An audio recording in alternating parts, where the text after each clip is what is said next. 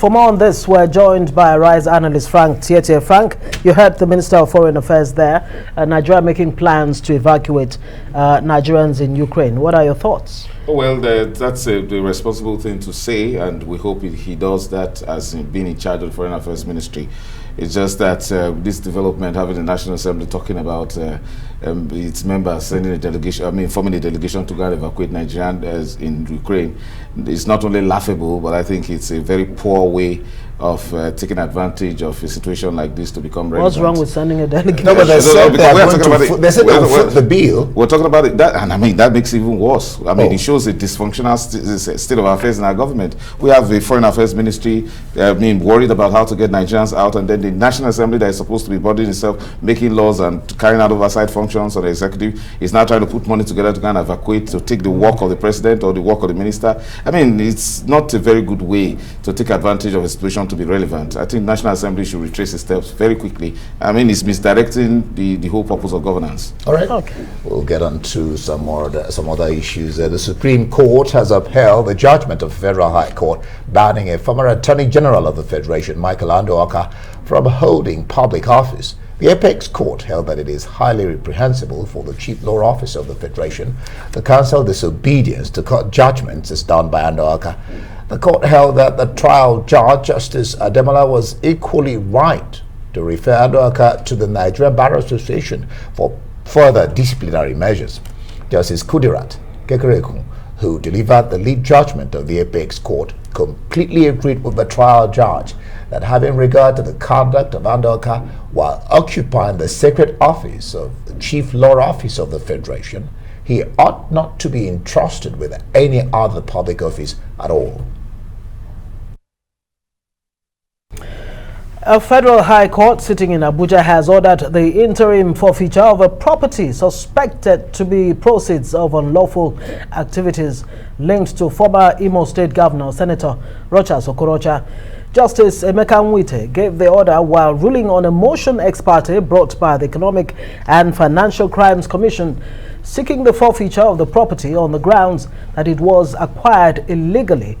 The commission states that its investigation had revealed that sometime in 2018, Aptisol Global Limited and Aki Visual Solution Limited, companies in which Okorocha is believed to have interest, received 222 million naira from the Imo State government to develop and improve on the said property.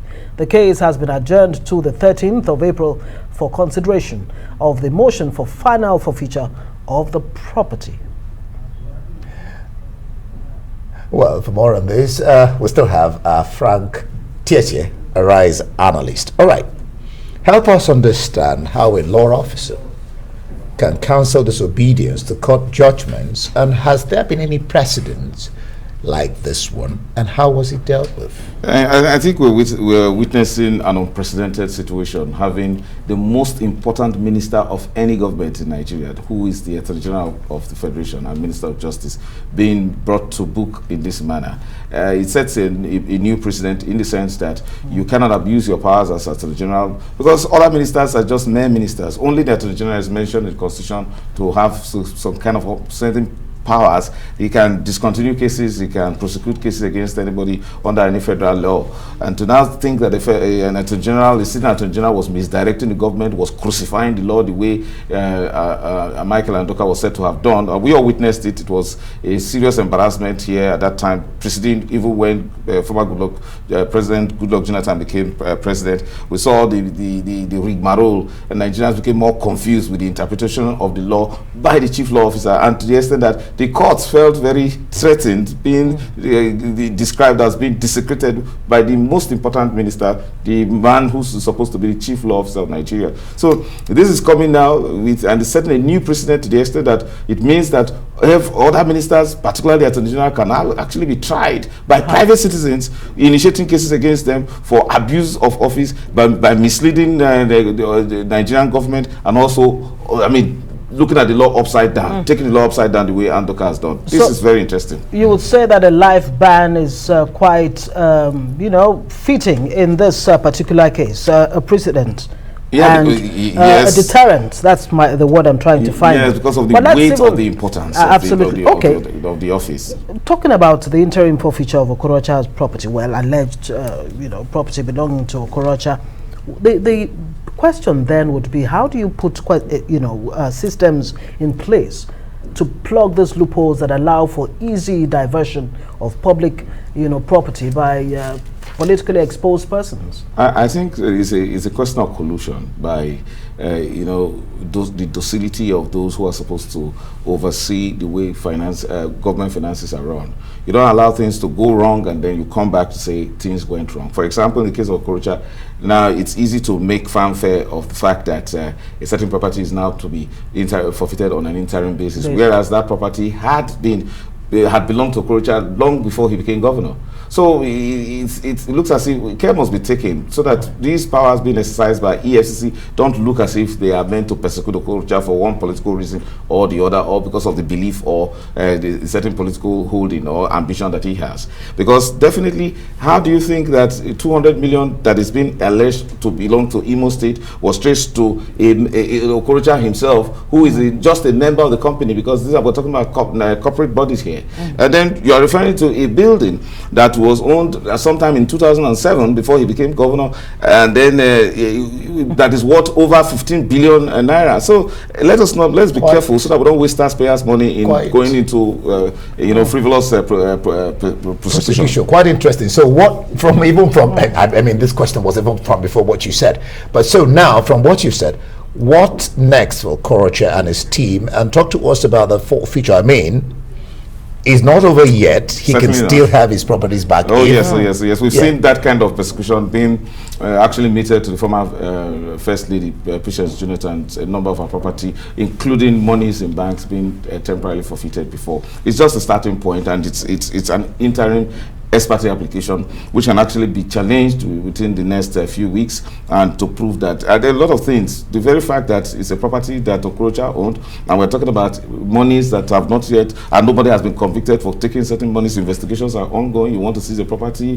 that belongs to a company that has a lot of interest, they're employing so many people and all that. So I think it's better the AFCC operates in such a manner that it will be seen that it is fair. What you're saying is this is more of a politically, motivated.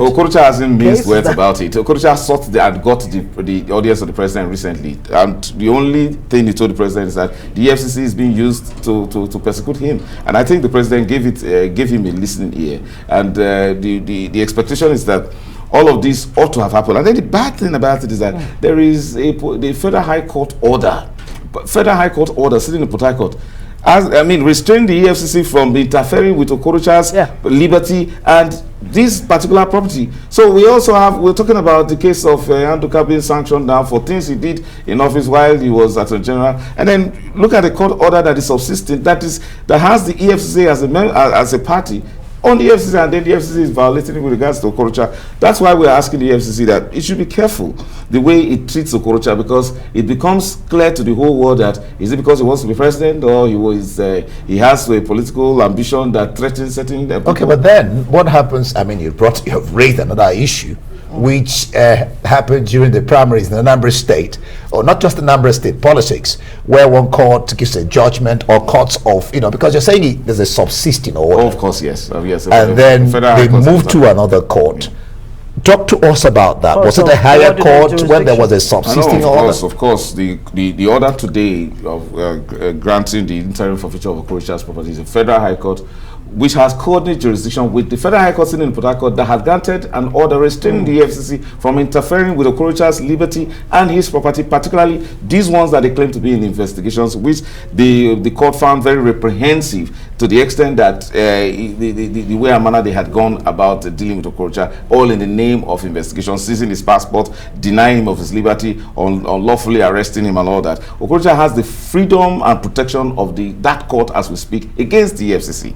Now, it is a big problem in the judiciary to have courts of coordinated jurisdiction issuing all sort of black market injunctions and injunctions that appear to be contradicting each other or one another of the same level level. The CJN, to the other extent, sanctioned some chief judges and some judges of high court. But that doesn't seem to have gone far enough. But, but it's possible that the judge in this case has been misled, because it's just one party, S party, approaching the court with a certain facts. And that's why it's important that Okorocha and his lawyers run fast to the Federal High Court to now correct the situation and possibly vacate that order. Would it be fair to say, on the other hand, that maybe the war against corruption is on track? I mean, Okorocha is a member of the APC, ruling government, going after its own member. It shows, I think it shows to a large extent credit to the president that he has allowed the EFCC a measure of independence. But it is also very important the EFCC manages the independence in such a manner that